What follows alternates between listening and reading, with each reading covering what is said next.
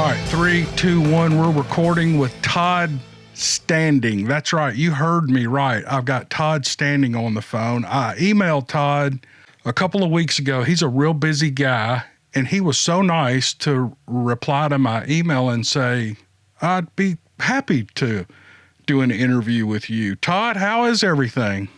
I'm excellent. And I was especially happy to do the interview because I just love the Southern United States and the Dixie show that you do. The accent, the people are just absolutely wonderful. I've taken many of them on expedition, and they've inspired me. And I have Southern hospitality, right? And I try to duplicate that a little bit with my Northern hospitality on my expeditions. But I absolutely love the Southern United States, and they're enormous supporters of this very important discovery, and I'm very grateful for that. Yeah, there is in the Bigfoot world, there's a lot of them down here, but that Southern hospitality thing, there's a little bit of myth to that. You know, I think we're friendly to people that, for the most part, that come in from other areas.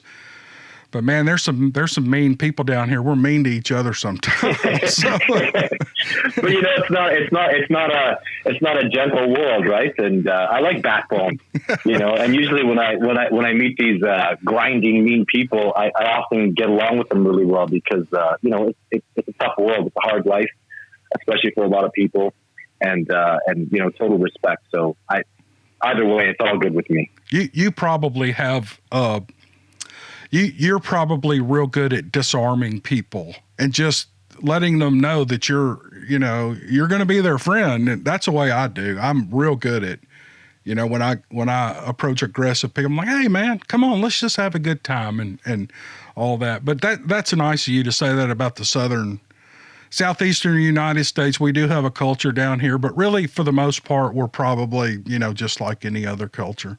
Well, I told Todd before we started that I was going to ask him a couple of things that, you know, I've followed Todd's videos, his documentaries. By the way, in the description below, I'm going to give you a link to every single his YouTube channel, which I don't think is his primary means of communicating what all of his discoveries and the things that he's doing, but it is a good source. But I'll do his YouTube channel. He's got a great documentary, and it's playing it was on Netflix for a while, but it's on Amazon now, right, Todd? What's the name of it? Discovering Bigfoot?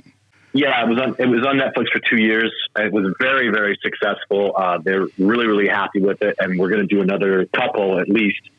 And yeah, now it's on Amazon Prime, and it's just getting such incredible responses. To me, the documentary is really a tool for everybody who does Sasquatch research or is interested in Sasquatch research to learn maybe what to do and even use it as ammunition. I mean, that's got John Bernagle, PhD, Jeff Meldrum, professor of Idaho State University, and Todd Standing.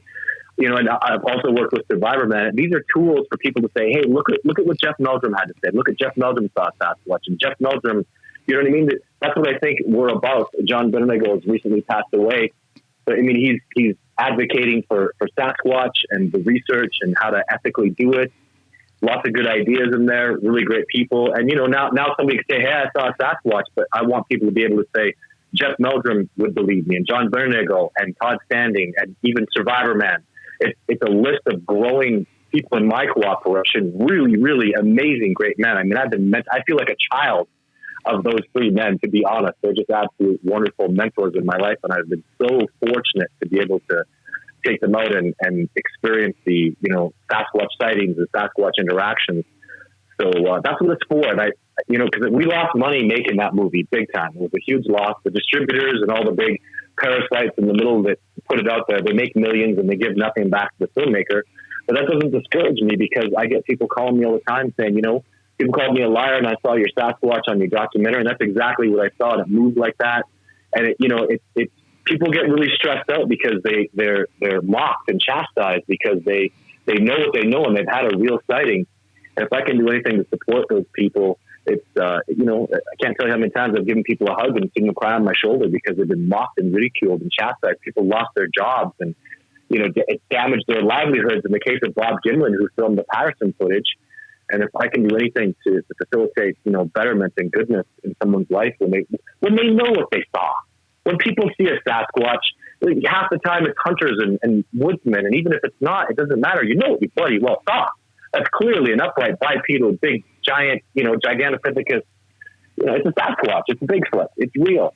And it really bothers me that people get ridiculed and chastised for that. And that's not cool. It's like bullying, and I feel like that documentary is about anti-bullying and giving the people who have had a truthful experience, giving them ammunition to fight back. And that's why I'm really proud of that documentary and the work I did with Survivor Man, which is amazing. 4 episodes of Survivor Man Bigfoot.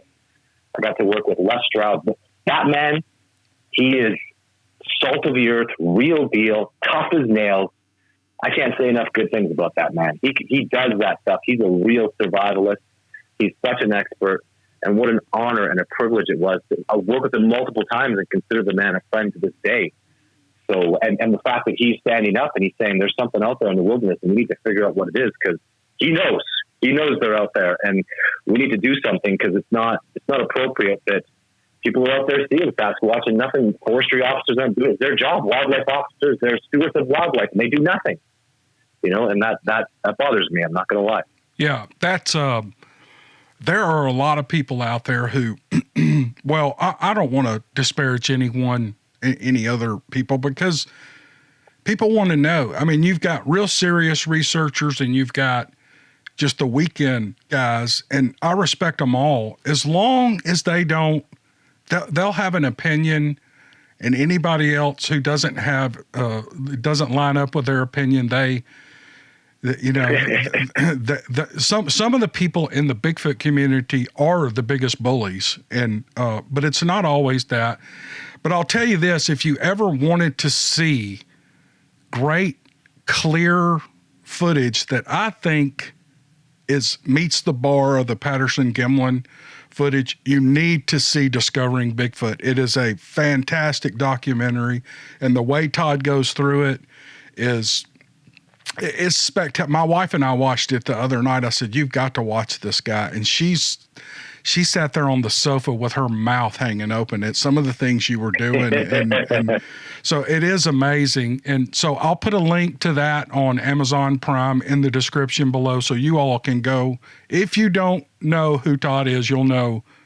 Watch this documentary and go to his YouTube channel, and you'll begin to see some of the rawhide work that these guys are doing and showing the world what this thing is. But in that documentary, Todd, you just hit the high points of some of the things that you've studied through your life that got you to the point of going on these expeditions. And I told you before we started here, I'm interested in Todd the man. What makes you tick? What drives you? Where did you come from? How did you learn your survival skills and your camouflage skills and your woodland skills? Can you just kind of start anywhere you want and just give people an idea of who you are and where you came from? Well, I've spent a lot of my life, I should say, in the wilderness, tracking and studying species. And I love the biology. I studied it in university. And the whole premise of Sasquatch, actually what really got me into it in the beginning is as a biology student at the University of Alberta, which is where I mostly grew up in Alberta and British Columbia and Canada. I started to think of a theory where I could prove Sasquatch did not exist, where there was no ecological niche within the biology for them to survive within.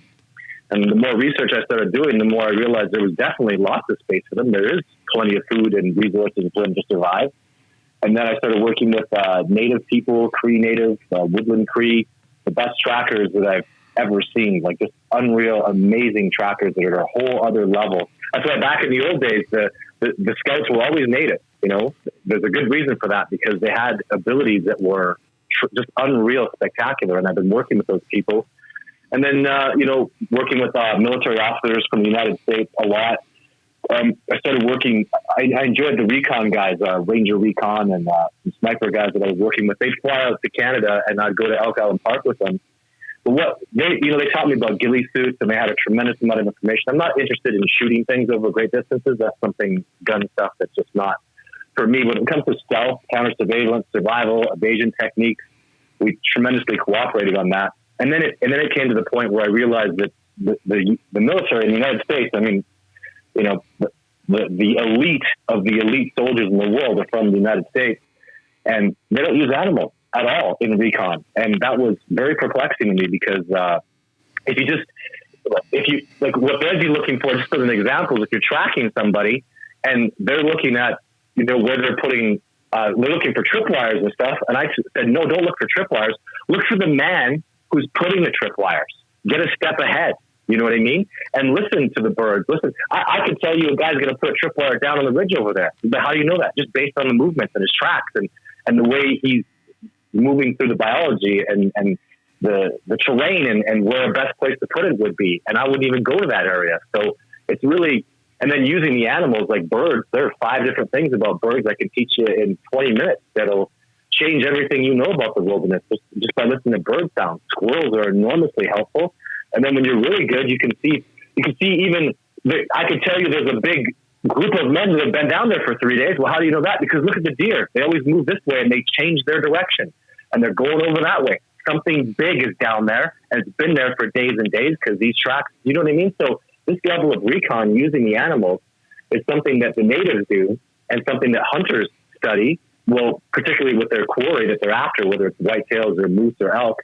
But I'm working with the military to implement that stuff. And the South African snipers that I've worked with are really about that a lot, using the animals to dictate what's going on. And I think, you know, it's my love of biology and animals that brought me up to a level where when I became a great tracker, you see a Sasquatch track, man, those things are real. And all the native people who are the best the best indigenous people, especially the ones I met in Canada, the Northern Woodland Cree, they're incredible. Their abilities with animals and nature is, 20,000 years at least worth of hard work and determination and survival skills like most white people will never understand.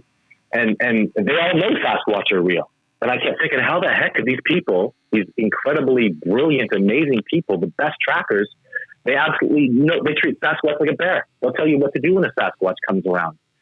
And it was that really, pushed me over to understanding that the Sasquatch are real and then taking it to a level where it's not just that they're not some kind of, animal that's they're intelligent, they're spiritual. And the more I learn about them, the more I realize no wonder we haven't discovered them. Most people out there going, why haven't we? Why haven't we? And the answer to that is they're incredibly intelligent. They're they can evade and maneuver. Like if I ever talked to Geronimo when he was alive, I talked to some Apaches and Geronimo would tell you, well, I ride around on my horse. I have a gun. I need shoes. I start fires. And the U.S. military couldn't find Geronimo for very long. He was on the most wanted list. The Mexicans wanted him dead too. Nobody could find the guy. And I remember I read this in a doctrine written up by a military officer who was looking for Geronimo for, I don't know, almost a year, months at least. And so they got a native to come out. And that same day, the native went back up in the bush and came back out and said, yeah, Geronimo's up on the hill. They're like, what do you mean? He's been here the whole time? And they're like, yeah, he's using your supplies and stealing your guns. He couldn't survive without you guys out here, right? Yeah. And these are great men. These aren't chumps. These are very highly skilled officers that were doing their job properly, but the native trackers were just another level. And Geronimo will tell you, without fire and guns and horses and shoes and all the stuff that he needs, the Sasquatch are a whole other level above him. So if they couldn't find Geronimo, how do they have any hope of finding beings that are far superior to Geronimo, that live in perfect equilibrium with nature? They never leave the bush. Those native people like Geronimo, again, fires and teepees and guns and horses. He loved all that stuff. He embraced that technology. The Sasquatch don't need that. They're faster than a horse. They wouldn't need a gun for it. They can throw a rock, 200-300 yards with deadly accuracy that I've seen. So fast and powerful and cooperative, and they know their terrain. The way human beings will look trails and we like to stay on roads, Sasquatch fear that stuff. They're in a lot of ways the opposite of us because they want to stay into the trees and be blanketed by nature. That's how they survive, and that's their main niche. And the more you learn about them, the way they love nature and they embrace it so well, and nature keeps them and protects them and keeps them safe. It's their everything. And that's why there are a lot of researchers that really embrace. That's what I tell people: embrace nature. Go be a tracker. They'll see you. And when the masters are ready, believe me, they're the masters. When they're intrigued by you and you have that kindred spirit to love nature, well, now that the Sasquatch are going to come around, now they're going to be interested in you. And that's really what my research has gone to. And a lot of the people that I train and work with and cooperate with, we're all on the same page. It's find that kindredship. Don't go verse them. You ask Survivor Man, you don't verse nature. You find a way to survive in nature. We're from nature. That show Man versus Wild is totally fraudulent, totally fake. And man versus wild is going to lose. Go take all your clothes off and leave all your technology and go take on a bear. You're not going to survive. You know what I mean? So, well, you all listening may realize, I don't know if you're picking up on this or not, but I asked Todd about himself and he starts talking about Bigfoot. And I notice in all of his videos and all of his documentaries, it's never about him. It's always about the Bigfoot and those people surrounding him, like some of the people he mentioned before, Dr. Meldrum and Les Stroud and people like that. So I appreciate that. So I guess the next question would be, and I know you get this all the time, but at some point Bigfoot came into your consciousness and it obviously developed into almost an obsession. Or at least that's probably on your mind a lot of the day. How did that all transpire, Todd? Do you mind talking about that? No, it bothers me that the most man-like primates out there surviving, and we don't acknowledge it. We don't learn from them. I mean, we really understand, like, this is not a gorilla or a chimpanzee. There are cold weather primates, which is what we were. We left Africa, we went up into the colder weathers, and it changed us. And it made us, thinkers.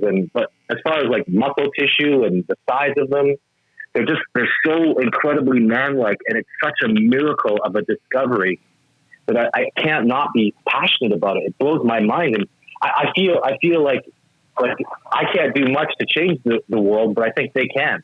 And I'm trying to help facilitate this discovery process, because we need to get back to nature. In nature is the preservation of the world.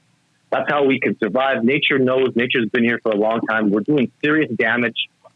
I'm just a humble little, guy that I couldn't really do much, but if I can help facilitate this discovery and bring people back away from video games and texting and Instagram and all this social media insanity, and bring them back to what we were built and designed for, have them walk around barefoot in the grass. The science is showing that balances your equilibrium and helps you have this connective energy just by walking around barefoot. And that's what nature is to me. The best natural herb stuff. That's what a Sasquatch represents to me. And they're so important to, even for us, dam up rivers, and we'll cut down log areas, and it'll damage their families. And, young will die, old will be pushed out of their territories and have trouble surviving in the winter. And I see this stuff, loss of habitat equals loss. And I have a great admiration and respect for this species. And there is a way to find that balance between people can do their logging and, do their mineral rights and get their oil and gas and still, do not damage the species, because they're the indigenous people. And that's what's scary about this discovery, is they're clearly a people, and they're going to have probably land rights, and there's going to be all sorts of, it's just going to be such a mess financially. I don't want it to be that way. I understand people need their jobs. We need industry, and that stuff has to move forward. But I'd like to help facilitate a good, honest way to have this discovery happen. And I couldn't imagine how excited I would be to have my children read about Sasquatch in a book, what they do, how fast they are, really, how big they grow to, different individuals in a group. I mean, it would just be so, I love gorillas and primates, and Jane Goodall and Diane Fossey are huge heroes of mine. I love Gorillas in the Mist, and I adored Jane Goodall. I think she's just amazing, fighting for betterment in this world. And so those great women, their methods and their knowledges and their way of living, I've adapted that dramatically into my research. And I am a full-time Sasquatch researcher now, because of the documentary, because of the support from donators, and my YouTube channel doing pretty good, and the expeditions I take people out on. This is my job. I'm a full-time Sasquatch researcher. I have a full-time Sasquatch, the Discovering Bigfoot Research Center. in Canada, and I'm highly motivated to make one in Washington State, one in Utah, one down in Virginia, and just keep expanding and growing and helping this discovery move forward. Because I think I talked to the guy last week, saw a Sasquatch in New York State. And I realized there's all this very woodland region where they really could exist. And I'm thinking, damn, I've been to Texas, and a Texas Ranger had a man who had recently passed away had a handwritten book about Sasquatch. And the Texas Rangers asked me, what do you think? And I go, I think this man knew Sasquatch. I think this man would study them and he knew them. And this is a Texas Ranger. I think Sasquatch were in Texas, for goodness sake. And it just goes on and on. I meet people every week all over the United States. That they know the species is real, and I want to do what I can to help move this discovery forward. It can really change things. Like, isn't this truly the discovery of forget about the century, the millennium? And they're still out there. If we're right and Sasquatch exists, and they've been out there this whole time, they're damn well hella impressive, Yeah. Do you see in your lifetime, you were talking about doing actual studies on the species, how fast they are, how big they grow, what their gestation period is. Do you see us getting to that point where universities and science departments and all of the people who study these things, wildlife historians, et cetera, do you see us getting to a point where that information will become, will there be a revelation of a discovery and then the study begins, or how do you see that playing out? Just like that, the discovery has to come. Like you see the way drone technology, as an example, and camera technology is changing so quickly. In 20 years, they're going to have mosquito-sized drones that film in 4K. They're gonna discover the Sasquatch. So I want to be here. I know it's happening. I know, my God, if it was 20 years from now, that would be terrible. But I'm in my 40s right now, so that'd be 60. So I'd still would be around for it. But if it took that long, that's what I work for. Something's got to give. Somebody's going to find a body that's expired due to natural causes. Someone's going to find something, and it could be this year. I want it to be next week. That's why I want to help people. That's why I say use my movie and the Survivor Man episodes and my YouTube videos. Because this is not a competition for me. I just want it done. And I'd like to have it done ethically. I don't think you could. It's a big, long conversation about shooting one. I don't think you could shoot one. And if you did try to shoot one, I think you would die. So I try to teach people not to go down that road, because you're pointing a gun at one of the most, I don't know how to explain to people. Like, they're so fast, they're so advanced, they move in cooperation. You point a gun at one, you're going to die. Like, there's two other Sasquatch you never saw on your left and right with boulders, cocked, ready to take your head right off or to charge at you, or, the one could be 5 feet away from you. I've had that happen to me where I walk right past a Sasquatch, following another Sasquatch, and the Sasquatch I walk past shoves me, off the cliff. So, they're very, very, it's like putting a 5-year-old in the ring against Mike Tyson. It's hard for people to understand, because I know our technology and we're really impressed with that stuff. But in nature, in the wilderness, you're on their home turf. They know every rock and nook and cranny. And you go to verse them, man, you are in trouble. And respect to the great things that hunters and outdoorsmen can do, but you are literally a 5-year-old child fighting a championship UFC fighter in the cage, and you have no chance of survival. The odds are right through the roof. And I wish I could. In the end, people will start to. I'm highly skilled, highly trained, and they dominate me every single time I go out. It's never. I don't do me versus them, especially anymore, because it damages my relationship with them. And so this, I'm trying to peacefully move. I'd like to have a Sasquatch just come down and take an apple out of my hand, and start to communicate with them. And that's what full time I work for that. In the winter, I don't do expedition research, because it's so cold and it damages the species. And I'm quite convinced Sasquatches go sit in caves and eat meatsicles from elk and moose and deer to survive. So if you push them and chase them, the old and the young will die. If it's minus 20 outside and they got to relocate, 60 miles, and it's a snowstorm, the youth will die, the old will die, and you don't want to push them like that. So I leave them alone in the wintertime. And then in the summertime, when they're at their spring, summer, and fall, when they're at their highest of strength, that's when I'll go and do research with them, and I get dominated. I mean, people come out with me and see I'm a very experienced, highly skilled tracker. I really know my stuff in the wilderness. Anywhere, like Pacific Northwest is my home, all the way Idaho, Montana, Washington, up into British Columbia and Alberta. Like, that's my terrain. I really know it really, really well. And they immensely dominate me.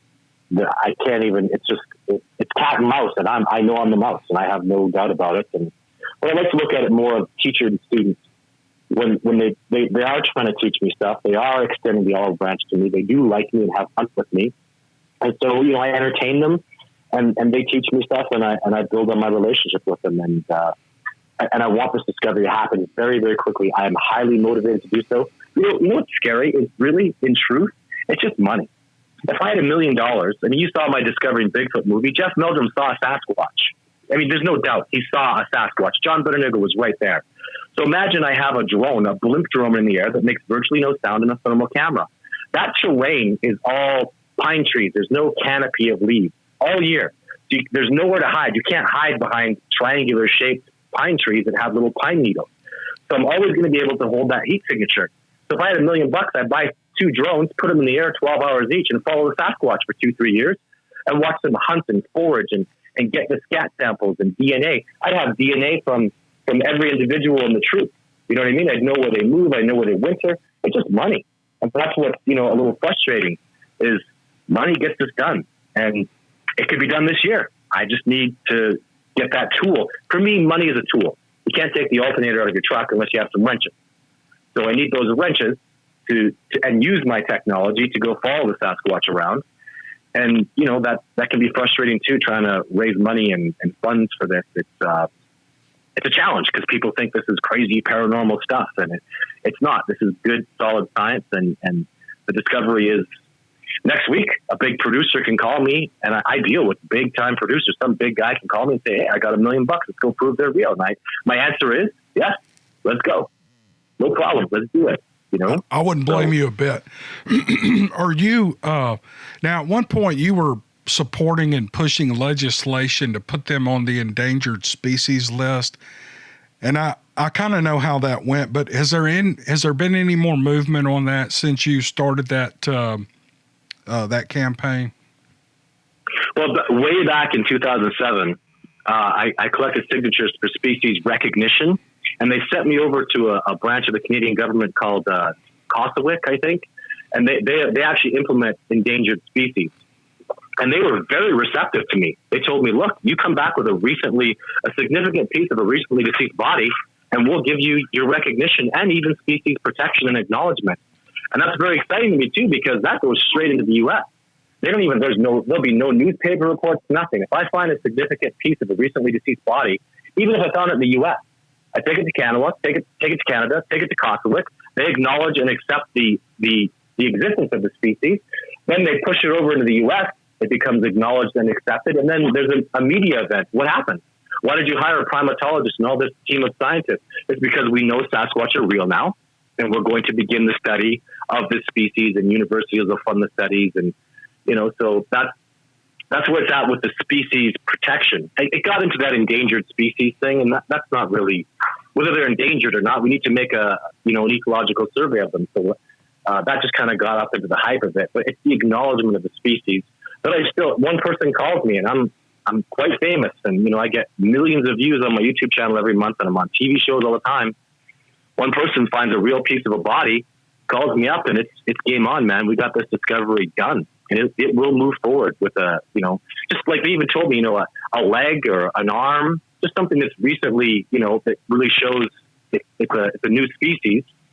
And, that's done. The other thing I was doing more recently is I in California and in Canada, the United States and Canada, I was working towards suing Fish and Wildlife because it ticks me off. They're not doing this bloody discovery.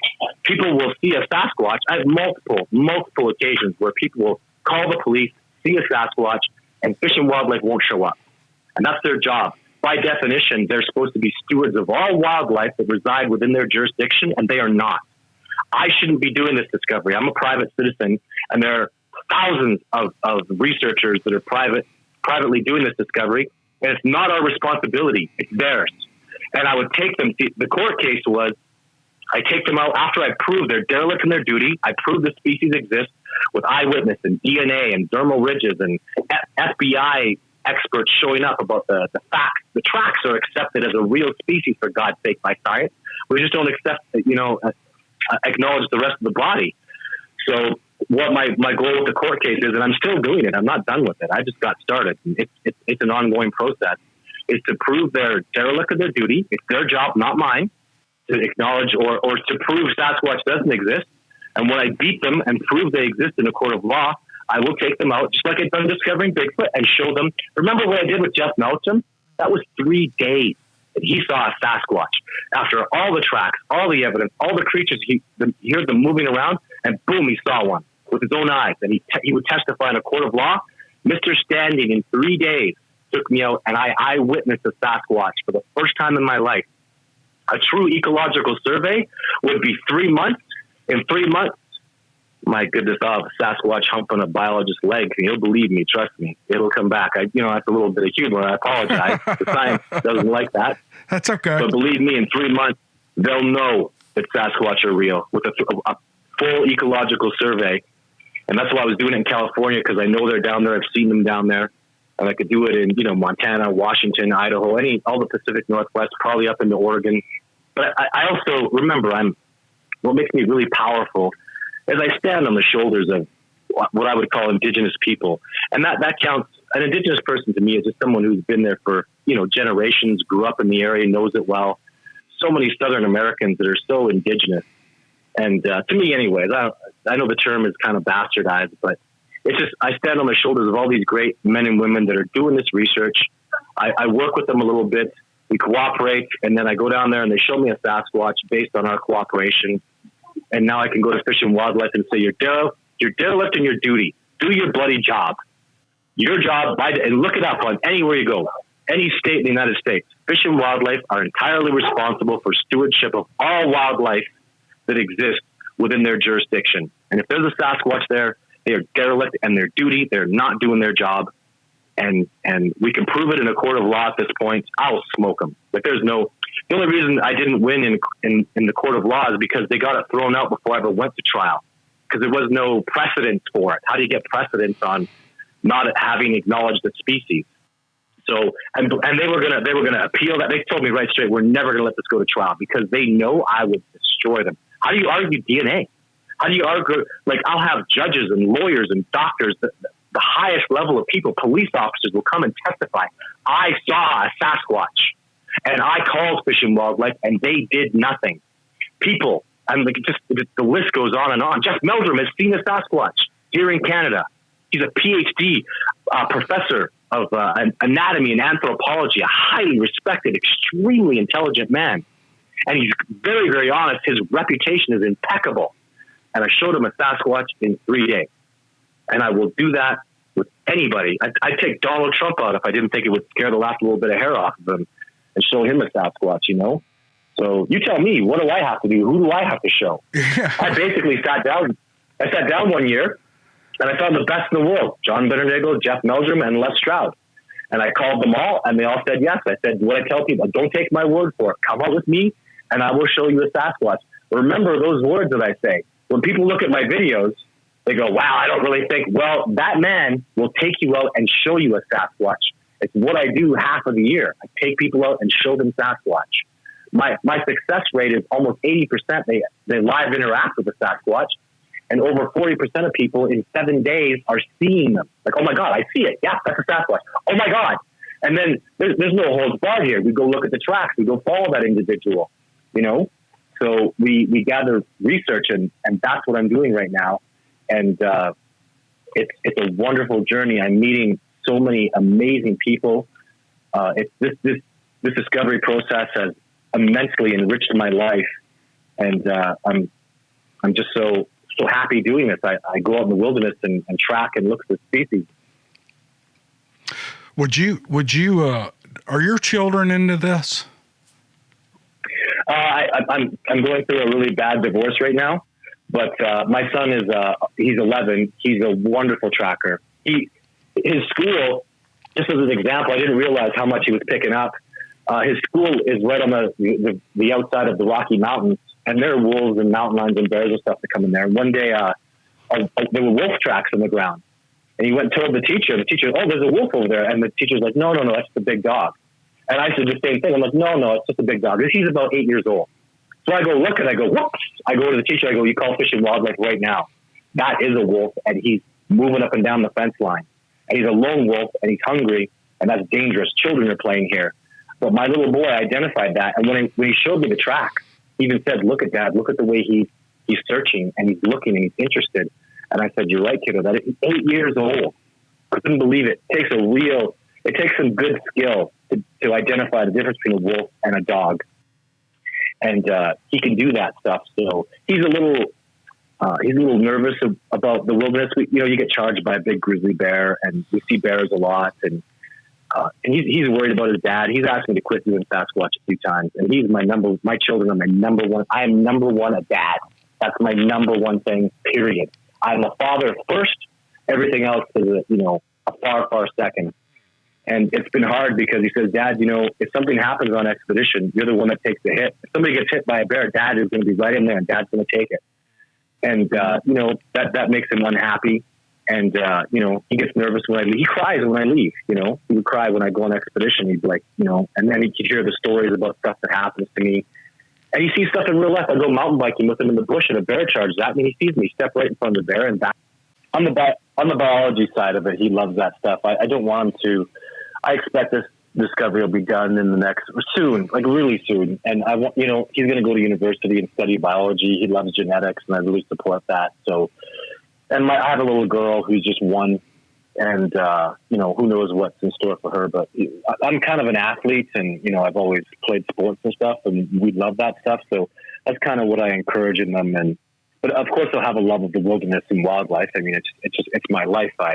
When you take a child out and you show them the berries and the plants and teach them about the animals and the tracks and how precious it is, it's just been such an enriching experience as a father to be able to do that. And so I think this is an important discovery too. And my son asking me to quit, one of the main reasons I don't is because I don't want him to. We're not quitters.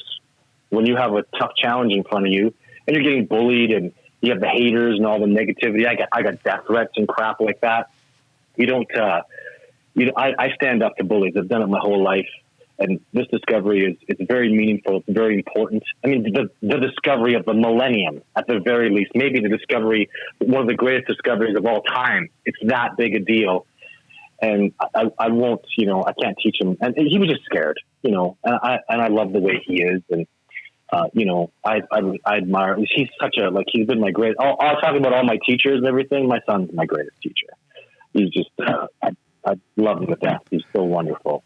So, and my daughter too. It's a shame some of the people in this community are that way, but that's the way it is. Are you still in that, Sylvanic area? Is that the main area of your research?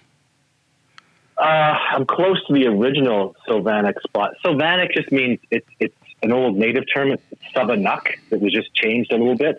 And Savanuk means shadow guardian of the mountain. I've always really, I thought that was a very fitting name for a Sasquatch. Even Sasquatch itself means wild teacher of the wilderness is really specifically what it means. It was mistranslated to mean wild man, but it doesn't mean wild man. It means wild master. And that's important when you talk about native people who know Sasquatch exists, and how good native people were in the wilderness. Very impressive skills. And they considered the Sasquatch to be the highest level of excellence in the wilderness. And I agree with that assessment very strongly. And, Oma means boss.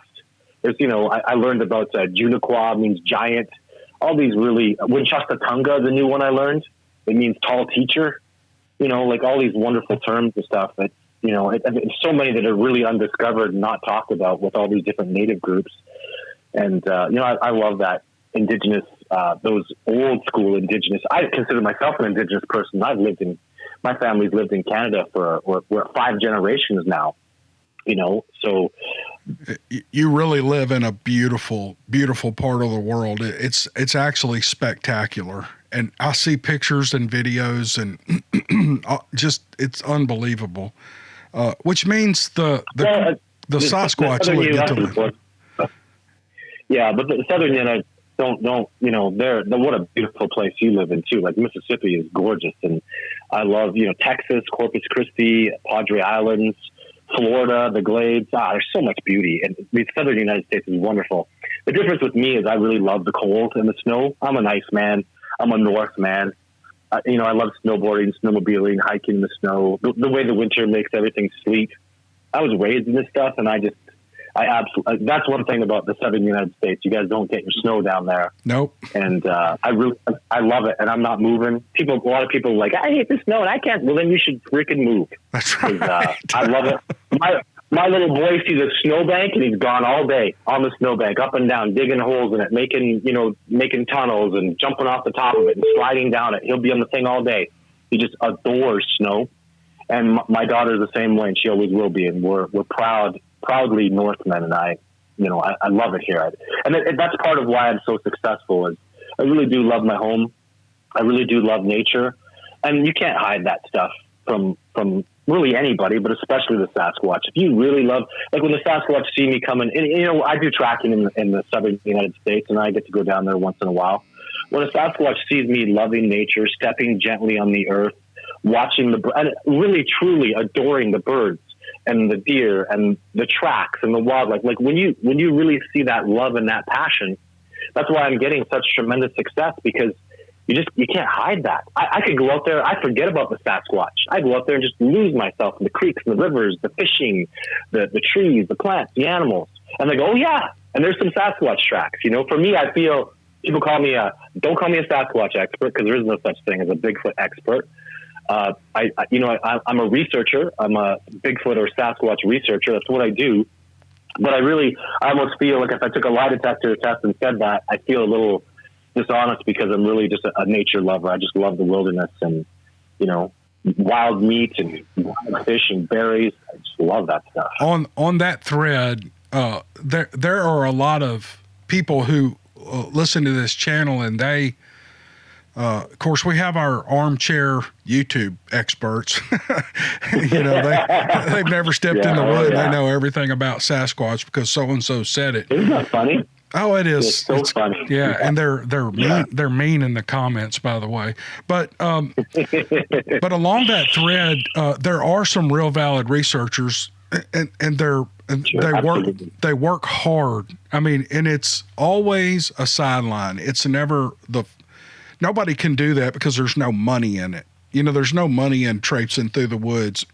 So, what advice would you give to the people who are, like, for example, who don't know exactly what to look for or how to behave in the woods or what kind of posture to assume in the woods? They're going out, they're knocking on trees, they're making whoops and hollers and stuff. It sounds to me like you need to get really in tune with nature first before you. Absolutely. It'll manifest. It'll come around. The Sasquatch will show themselves. They'll become interested in you. I can't tell you how many trappers and hunters have tell me these stories, and I go, the Sasquatch showed himself to you. And he goes, what do you mean? I go, dude, he's probably been watching you for years. How long have you been going there? And all these weird things that are happening, he's been trying to communicate with you for years. He likes you. Sasquatch are hunters, man. They hunt. They kill deer. They see other hunters out there. They respect that. They admire. I've watched little stories, gone to meet a man in Montana. The Sasquatch were herding the deer towards him when he go hunting. He's like, I get a deer every time I go out. The damn things come running right at me in my tree blind, a whole herd of them. And then he went and looked at the tracks. There's Sasquatch herding them there because they thought it'd be cool if he got a deer, right? So it's really, and you can make a living at this. You can go love nature and go take people on guided tours. That's what I do. Fortunately with me, my documentary was on Netflix. It was enormously popular. I have a tremendous following on Facebook and YouTube. So I take people out specifically to go see Sasquatch. But I would tell somebody that's new with it, go study Survivor Man. There's some wonderful survival guides. Really, really get people back into nature. Go take people on tours. And you can. Why not make a living out of this? We need more people like that.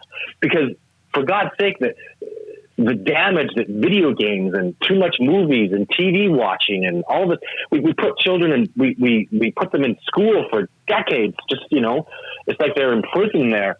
You got to get some fresh air. You got to go connect with nature, learn to love that stuff. That's old school. I bet you were raised to go out and play in the freaking bush, go out and play in the grass, and, you know. Oh yeah. So, don't shove a TV in front of them and sit there and watch, you know, TV all day. Go do something, learn about things, write books, and do YouTube videos, and focus on do a video about squirrels and birds and deer and survival, and the Sasquatch will come. And that's really, when you talk about the Sasquatch, they're definitively the apex species.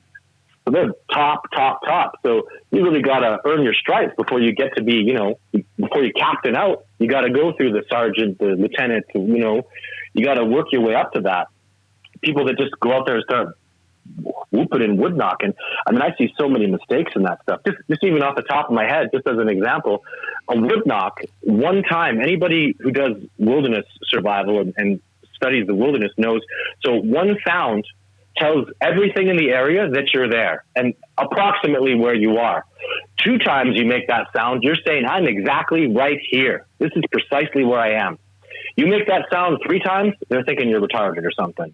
You make it 4 or 10 times, they think you're crazy. Like, man, maybe that guy should be, you know, he's eating the mushrooms or something out here, because why is he banging on that thing like he's crazy? And they're not going to come around. You know what I mean? They heard you the first time. They know exactly where you are the second time. Stop it. It's like, it's just common sense. It's common sense. And so, and I think people think the wood knocking is some magical thing. Now, I don't know what it is, and I've never heard it, but I think they think it's some kind of magical thing that they're knocking, hoping that you'll knock back, or you'll knock, hoping that they'll knock back, and you'll have some kind of connection with Bigfoot. I've always thought that was kind of funny. I don't know why. Yeah, they do. They made that wood knocking sound right before Jeff Meldrum. Well, it wasn't wood knocking. It was they made a bird chirp sound. But I've heard, and I don't think it's wood knocking. I think it's this sound. Listen carefully. That popping sound you make with your mouth. I think they're doing that with their mouths, and it sounds like a wood knock. So I'm actually, my native teacher, who was always right, and I never questioned him. I remember I did a wood knock one day. He laughed at me. He's like, what are you trying to do? Because to really duplicate the sound the way the Sasquatch did, you'd have to take 2 perfectly made Louisville Slugger baseball bats and knock them together. And it makes that perfect, just the way they do. But to have wood like that in the wilderness, it'd be highly unlikely the Sasquatch would able to, you know, aged wood, 2 pieces that would make that perfect knocking sound. They just pop their mouths. And the day he told me that, I know he's telling, you know, when you have a teacher that's at that level of expertise, and he laughed. He was like, really? You think they're wood knocking? It's like, man, you just have so much to learn. Common sense doesn't seem to be that common with some, you know, even with me, you know, but when he told me that and taught me that, and I've been really listening since then, and I agree with him. I think it's just they're making a popping mouth sound. And if you do that, it's fun. It's like a little game. You know, let's let him know and see what he does. It's really what it is the teacher, the masters are testing you. Is he going to freak out? Is he going to ignore it? You know what I mean? Can he even hear this? I mean, there's one guy in California that had this incredible encounter. He's very hard of hearing. Basically, the Sasquatch ran up to him and threw a whole bunch of trees in the air and, you know, threw it on the ground in front of him and ran back into the bush. He couldn't believe it happened. And when I interviewed him, I realized that Sasquatch had been watching him for months. Been making wood knocking sounds, branches breaking. He just never heard it. And Sasquatch just got to the point where it's like, man, I'm just going to have to throw some freaking trees at this guy and bounce around in the air. And because he couldn't hear. And the Sasquatch wanted his attention and respected and admired the guy. I asked him what he's doing. Oh, he's gathering berries and he's making stews out of it. And he'd go and, you know, he'd go get a grouse and then he'd skin it and cook all this stuff up. And the Sasquatch was like, this guy's super cool, but he can't hear. And, you know, it's really how I see it. They realize how far behind we are, how, I guess I don't want to say lacking in intelligence, but we just don't have the skills. We don't have the sensory perceptions they do. We don't have the knowledge they do. And they realize how light years ahead of us they are, literally. Like, you've got to understand, there's no human being that ever was born and raised naked in the bush. It doesn't happen. I know Survivor Man. He's an incredible, amazing man. If I took him naked and threw him in the bush and said, no technology, no tools, I'd come back in 3 months, he'd be dead. You do that to a Sasquatch, come back in 10 years and he's fat with his feet up, chilling out, no problem. This is his home. He has no trouble. So he could chase a deer down and break its neck with his bare hands. You know, he rolls out of bed in the morning with nothing. Doesn't brush his teeth, doesn't comb his hair, doesn't put his shoes on, doesn't make lunch. He just rolls out of bed and goes, I'm eating bighorn sheep today because I know exactly what they are. I know exactly what one I want to kill. Even the better tasting one. I'm going to make sure I get myself a young tender one because I want that old nasty meat. You know, like their abilities and knowledge, what we could learn from them. I mean, even what I know is so low level, superficial. The stuff they are capable of, the stuff they do. I mean, just learning how fast they can move. They may very well, the speed sheep in Montana, I got a gentleman that I really believe his story that a Sasquatch chased down an antelope. They're the fastest living creature in North America. And a Sasquatch ran that down, you know, mano a mano. Here you go. You run, I caught you. To hear that and to let that gentleman explain that to me was shocking. A pronghorn? The pronghorn, right. Oh, well, you know, I read a lot on wildlife history and, you know, the Pleistocene extinction and those kind of things.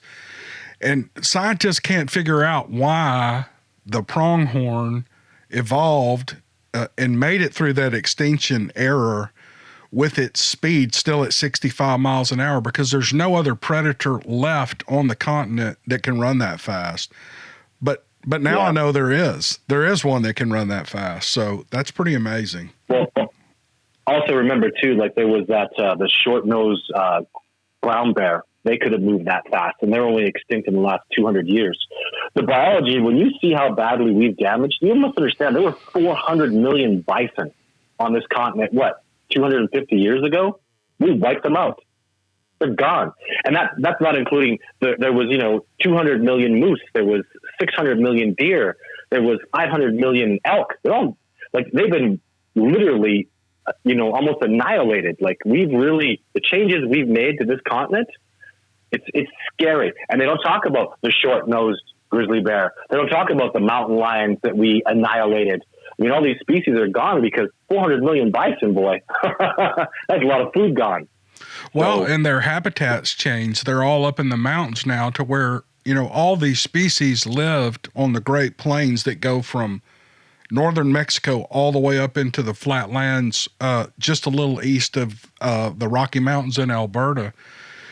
And so all of the elk were originally a plains animal, and now they live in the mountains. And so you're right. And human encroachment has forced animals to evolve and do things that really are not natural to them. Let me back up a little bit. Some of the people you've worked with, do you stay in touch with, for example, Dr. Meldrum and Les Stroud? Are you guys corresponding on occasion or sharing evidence? Or I invite them out every year to come do some work with me, and I have the utmost respect, and I know that I have their phone numbers. I can call them whenever I want. I have some other colleagues though now, that other biologists and primatologists that I'm working with now that are really hands-on and immensely involved in my research. They want to keep their names private because they do it part-time in their spare time. They're actually working in the fields of biology and primatology. So, but yeah, my expeditioners have turned into colleagues and friends that my Discovery Bigfoot Research Center, I can't be out there all year. I usually go out every second week. And, so what I want to do is I've been training my expeditioners, and they're so skilled, these guys, that they've learned so much from me and doing their own homework, that I want them out there when I'm not out there. So I want a sustained presence all year long. And because I'm going through some personal divorce and custody battle with my children right now, so that's put me back a year. I was going to have that done this year, but it'll be next year where I have a full-time research center. And I'm very ambitious to have more. It doesn't, the Discovering Bigfoot Research Center, my name is not on it. It's the Patterson-Gimlin footage. There is no Todd Standing footage. I have video 1, video 2. I feel like those were gifts that are for the people, and the movie is for the people. I want this discovery to move forward. It is a discovery, and man, could you imagine Jeff Meldrum had the feat acknowledged as scientists have approved, and it's accepted in the scientific community in the United States that the footprints are from a real indigenous living species. So they have damn well accepted that the tracks are real. They have to be. There's no way you could fake them. The morphology, the dermal ridges, it's too much evidence. So they accepted the tracks as real. Thank you very much, Jeff Meldrum. And it wasn't even a news story, was it? Nobody cared. Oh, that's basically the end of it. The tracks are real. Sasquatch are real. I was excited. Nobody cared. It wasn't even a news story. I go get DNA, incredible DNA that can't be hoaxed, because what people thought before was that Sasquatch DNA was somewhere between human beings and chimpanzees. Oh no, it's further down away from chimpanzees and gorillas, and they're a more advanced hominid than us. When people say I'm mixing chimpanzee and human DNA, that's not the case, because it's over there. I would have to mix DNA with some species that doesn't exist. Therefore, it's truly impossible for me to be faking the DNA. And it was, a story for a week? The newspapers a little bit, hey, Sasquatch DNA, hey, big deal. Nothing's being done about it. Because it's DNA. If I took you to trial and I had DNA evidence on you in a crime, you're done. It's a tried, tested, and true. It's real. DNA exists. If your DNA is at the crime scene and you say you weren't there, you're going to jail, man. They'll put you in. They'll kill you. They'll give you the death penalty because of DNA evidence. But they won't allow it to happen with this species. And there was precedence before that no species has ever been recognized based on DNA. That's garbage. The Skywalker gibbon is now acknowledged based entirely on DNA. Let's do it with Sasquatch. So it's terribly, you must understand, it's terribly irresponsible that science has not acknowledged this species. That's why I'm here. Like you asked me, when's this discovery going to be made? It was made 5 years ago. Right. Exactly. Yeah. You know? It's just not being picked up and distributed. You know why? Because we don't have a body. That's my opinion. When they get a body, when they find a body or kill one of these things, which I hope they don't, everything will change. Maybe they won't. Maybe it won't. I don't know. Are you, we're at almost an hour here. I'm curious to know, we talked earlier and you said you've got some things coming up. You're working on other documentaries and films, and you've got more field footage that you're going to share in those. Do you want to share that? Kind of let us know what we can expect upcoming from Todd Standing. Yeah, well, I'm really excited about my expeditions this year. I've got lots of new ideas, lots of cooperation from really amazing, intelligent people that have allowed this discovery to go up to the next level. I have new footage that'll be in Discovering Bigfoot Part 2. It's good footage. You know, people seem to like the blob squatchy stuff. I kind of throw my blob squatch stuff out, and I try to give them really good, clear stuff. I don't want to insult their intelligence. So I have some new good footage. And, the new documentary, you have to understand, Discovering Bigfoot, the first one, that was, like 12 years of my life. So Discovering Bigfoot Part 2 is me in, maybe a year and a half. So it's great. I'm very proud of it. New footage. I mean, how many people do you know? I have at least 3 new pieces of footage that are really good, and the way we got the footage, the whole story behind it is tremendously significant because we did some new stuff and it worked to get this footage. So I'm really proud of that. And knowing, even it was probably 3 years without getting any new footage. That's frustrating. I have my ups and downs, and, I was working hard and I was really devoted to getting footage. And for 3 years I couldn't get it. And then last year, something broke and I was able to get some good footage, and, I made and the truth is it's just good decisions, good people. I can't tell you how many, there's so many wonderful people that cooperate with me. The littlest, I like to talk about Andy from Alabama. Comes out on an expedition with me, and we've been looking at this Bigfoot structure. Everybody, John Bernagel, the PhDs, Survivor Man, have all looked at this structure. I've looked at it 100 times.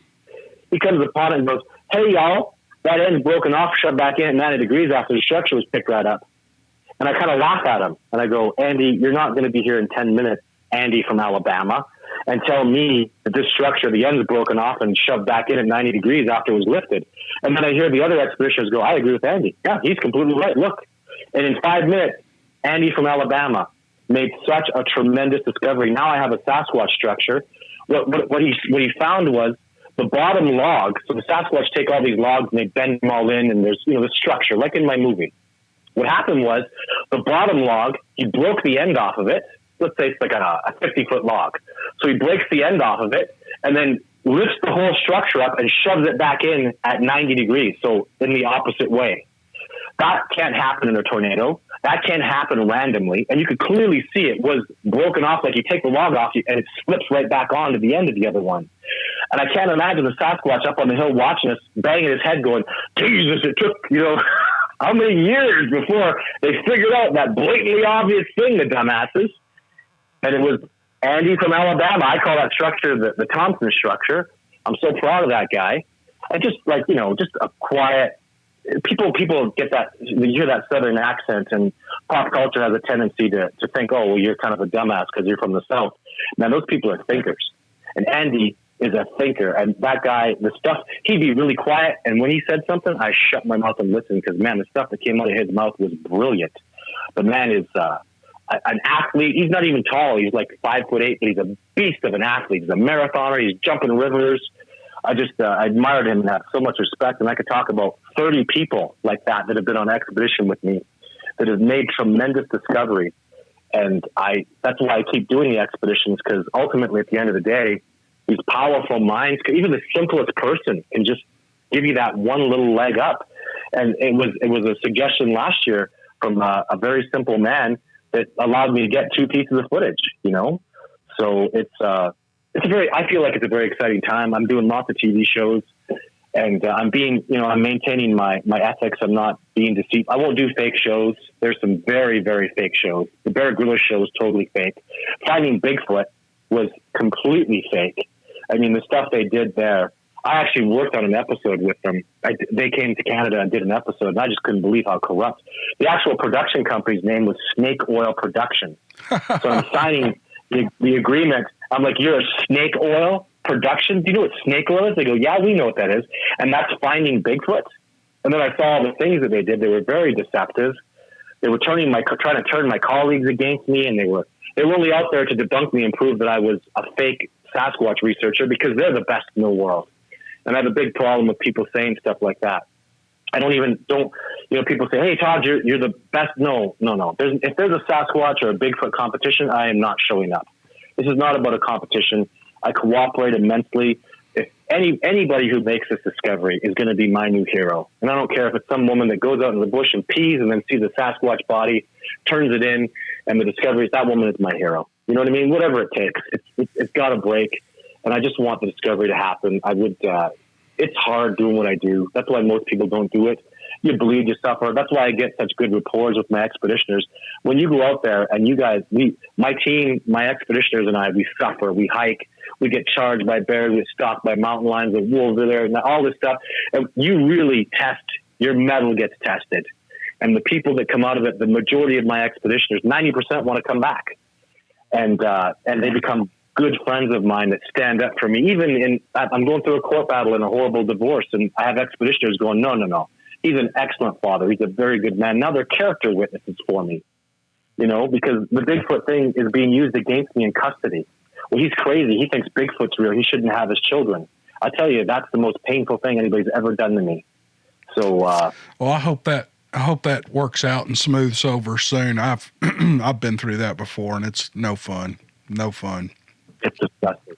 Totally disgusting. What us human beings do to each other, I just don't get it, why we have to be like that. Family is so important, and we got to keep our children safe and let them have a good dad and a good mom, for God's sake. It should be 50-50. So, yeah, it's pretty scary what family law is doing in the United States. We're the same. We're the same. You guys have a military. We have Medicare. I love the United States. They're just family. Like, the United States is the majority of my support. I would prefer if the discovery actually really transpired wholly in the United States, because the American people have worked more for it. They know Sasquatch, they're real. All the studies show that it's 1/3 of people, 100 million people in the United States believe Sasquatch is either real or very probably real. That was an independent study done. That's huge. 100 million Americans believe Sasquatch is real or very probably real. You guys deserve this discovery. You guys have Sasquatch down there. And I don't get the support in Canada. I do get good support, but not like in the U.S., boy. You guys, and the researchers I see in places like Washington State, especially, oh my God, the stuff that people are doing down there, the risks and the sacrifice, because there's no money in this. What the hell? I've been doing this for, if it wasn't for people give me monthly donations, and I get a little bit of money from YouTube, a little bit of money from my documentary. And then I get to go out on expedition for 6 months because of the expeditioners. So I am a full-time Sasquatch researcher because of those. But it's crazy. Like YouTube they take all the damn money. You know? Yeah. And I get that a lot. Always making all that money on YouTube. Let me tell you, you're not going to make a living off YouTube unless you have, a million followers and you get 1 million views in the first 24 hours. But speaking of funding, as we kind of wind down here, do you want to tell people how they could support you if they want to jump on that wagon? Well, my website's called discoveringbigfoot.org, and any of my YouTube videos have links to that stuff. But I give people my documentary, and I'm really, I only have, I have less than 200 supporters. I'll only have 200 supporters because I talk to my supporters. I send them emails and I give them new information. So I build a good relationship because I'm really grateful. So a lot of the time I talk to people about, their sightings. I mentor other men and women that are doing this research as best I can. And, they give support back to me because I am full time with this. Like, this is all I do is talk to people about Sasquatch and promote the subject and the reality of the species. So there's a donation button on my website. Do not give any money if you can't easily afford it. Do not. So this is not, I'm not some evangelist. I don't want your, do not. Whatever you can really comfortably afford, give that. And I'll try to give you back as much product and information as I can. And, cause a lot of people are so passionate about this discovery, and I love that. And now they can support, like, my supporters are part of the Discovering Bigfoot Research Project. And I think that's very exciting. They get updated emails and, they know what's going on from day to day. They watch my live videos every week. And it's awesome. The support, I've gotten 10 times more integrity out of this discovery than I have with the haters and the trolls and that crap. Those people don't bother me anymore. There's so much love out there and respect for this discovery that it's changed my life and made me a better man because of it. And I'm very grateful to all the people that have done this. Yeah, it's awesome. And I've said this before, but I know the people that at least listen to my channel, and they're probably the same people that follow yours.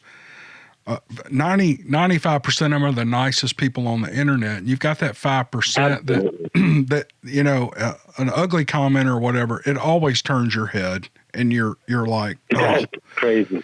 Right. And, people will say, well, just don't pay attention to that stuff. But for people like you and I I'm not really in the public eye, but I have people that kind of follow along, and it hurts your feelings sometimes, but you have to get it does. You have to get a hard, you let it roll off your back and stuff like that. So, your next documentary is Discovering Bigfoot 2, and you've got your website. Actually, no, it'll be California Bigfoot is my next documentary. I have that one almost finished. Then I'll do Discovering Big. It's really too. It's all me. Like, I edit it, I film it, I write it, I direct it, I produce it, I do the sound. So it takes me a long time to get it done. To pay for those things would cost hundreds of thousands of dollars, and I do it on my own, and I do a really good job. And you saw my documentary, so and you have to send me your email address. I'll send you a bunch of the Survivor Man downloads and some really cool stuff, pictures, and I'll send you a copy of the movie. You could share it with people too. Show it to your family. You can put it on a USB stick. And so, make sure you send me your email. I'd love more opinions about, and questions. There's always really smart questions because the movie's only, 120 minutes or 110 minutes or something, but there's lots of things that are missing that I couldn't incorporate in there. And, people have really good questions, and I really enjoy answering them and straightening people out on stuff. And I love this. Can you imagine that? I hike in the wilderness. I take people out and show them the wilderness, and that's really what I do. And I just, it's wonderful. And I have the Sasquatch to thank for that. So more reverence for this incredible species, right? That I'm able to do this for a living. And I take people out, show them berries and plants and tracks, and that would be enough. Most people are just like, man, if I just got to go hang out with you and learn all this stuff and teach what I can in a week, they love that. And then boom, you see a Sasquatch or you live interact with one. And, it's people go home so happy. I had so many people tell me this is the best vacation of my whole life. No cell phones, no watches. Take that crap off. We get up when the sun comes up and we get home before the sun goes down. You know what I mean? Like we'll drink water out of the creeks. We'll be eating berries all day and this wonderful indigenous food, and we'll hang out and watch the deer and you know, all the wonderful things. It's such a, you just get such a calmness, and you forget about all the pressures and the bills and all that garbage that the society puts stress on you for. And you feel like $1 million when you're eating good food like that. You're getting that fresh air. Like, man, it's peace and calm and serenity. And we have so much fun. I'm so grateful for that. I want to be just a survival teacher at one point and a wilderness guide. Once Sasquatch gets discovered, you know, I expect to kind of dwindle off and disappear into the background would make me happy, because I'm a very private person. And just taking people out on wilderness excursions and showing them beautiful creeks and rivers and hot springs and teaching them about plants and animals, that'll probably be what I end up doing when I get a bit older. And once this discovery is done, and then I'll be grateful to the Sasquatch for allowing me to be able to do that. Very, very grateful. Very good. I'll tell everybody, and I'll tell Todd here, if you want to see some really spectacular images of Bigfoot, I mean, that little short clip of a video where there's like 4. When I watch your documentaries and your films, things stick in my mind. I watch other ones and you see the little black spots in the woods. You don't remember that, but the day they threw that tree at you and you had that, he was standing in the crook of that tree, and then you go over and you say, "This is how tall I am," and you get a feel for the size of these things. It's unbelievable. And then that the apples on the log, that was fascinating. That was absolutely fascinating. And then third is the probably the most spectacular is that creature, the Bigfoot climbing up that canyon wall. He's actually running up the canyon wall. And if you people will look at that, and some people say, "Oh, it's a guy in a suit." Get on the side of a rock face and run up at full speed as fast as he does, and you tell me if that's a guy in a suit. Putting a guy in a suit is going to make it double hard for him to be able to do that. I don't think any human could do that. It's a young Sasquatch, but he's still 7'4" approximately. And you know what? There's no way. There's actually, in my mini documentary I did way back in 2006, I think, I did a test where the Sasquatch, you see where he was down in the bottom of the canyon and he ran up. It takes him about 3 seconds. And if I take a stick and I throw it, it takes the stick 3 seconds to hit the bottom where the Sasquatch was. So he accelerated up that canyon almost as fast as gravity could pull a stick down. When I actually did that 3 or 4 times, I had goosebumps. I was like, nothing can accelerate up the side of a hill at 9.81 meters per second squared like gravity. Like, you know how fast gravity is? Gravity is incredibly fast. He went up that hill that fast. And that is very, very impressive. Very scary to think they can move that quickly. Terrifying how impressive they are. So the point to say that is, there are a lot of people who, they always want to see videos and pictures. Todd has all that. Also, there's a story that goes along with all of his videos and his documentary. There's a story that goes along how he got there, and you can follow along, and it's always good to make any documentary an actual story while including actual evidence. So it's fascinating stuff, and it makes me absolutely chomping. When I talked to you the other day and you said you've got more documentaries coming, I got so excited. And so, well, listen, we're at hour and 15 minutes, my longest interview, and I could talk to you for 2 hours. The problem is you're a YouTuber. So, after about 45 minutes, people just start clicking away. And so we're going to wind this up. Do you have any parting words for folks out there, Todd, before we end this?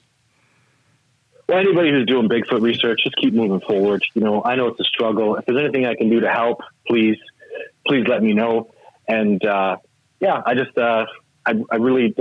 love and admire the species tremendously. And And thank you to, you know, I'm sure my supporters will be listening to this. Thank you for everybody who supports me and supports this discovery. Thank you for people that are out there busting their butts, making this happen, you know, on weekends and I really respect and admire that. So, and for the people that don't believe, don't take long walks for fear of falling off the face, because this planet is not flat.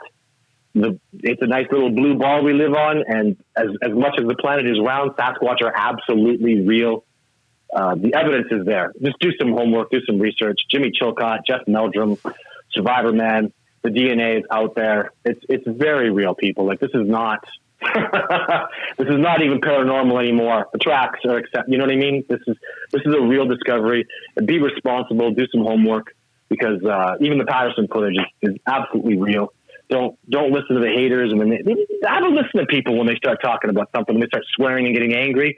That's not a valuable opinion as soon as you start getting angry and being personal about it, you know, and pay attention. You could pick up the haters and don't support those people like that, because it does harm to the whole world. That hatred and that anger and that negativity. Yeah. There's people out there who have channels now and all they do is rant, you know, and they belittle the researchers. Well, I already know everything, so I don't really care what the researchers are doing. It's like religion or politics. I don't care what people believe, but I respect that you do believe it. And I respect that these people are out here looking. I just don't like it when they belittle other people, because it's just not right. It's not fair. Well, Todd, thank you. No, it's not. I can't thank you enough for agreeing to do this. And I know you're so busy, to take time out to do this. And there's no way I can tell you how much I appreciate it. Hang on for a minute. After I sign off, I want to talk to you if you don't mind. And, yeah, absolutely. But everybody, thank you so much for listening. I hope you enjoy listening to Todd. He's a great guest. He's a rock star in the Bigfoot world. And you need to go to his YouTube channel. There'll be a link below for his channel. There'll be a link for the Amazon Prime Discovering Bigfoot. You absolutely go watch those things and you'll be amazed. And we will see you on the next video. Thank you.